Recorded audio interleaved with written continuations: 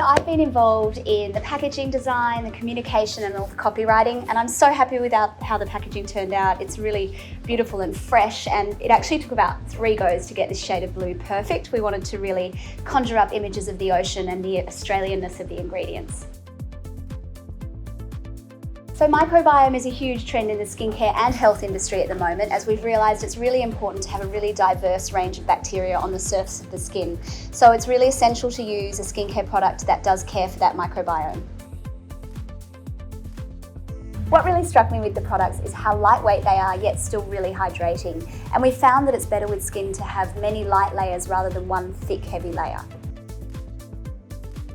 So the way I love to use the products, I start with the cleansing souffle, which I massage in with a bit of water, then I take it off with a warm face washer.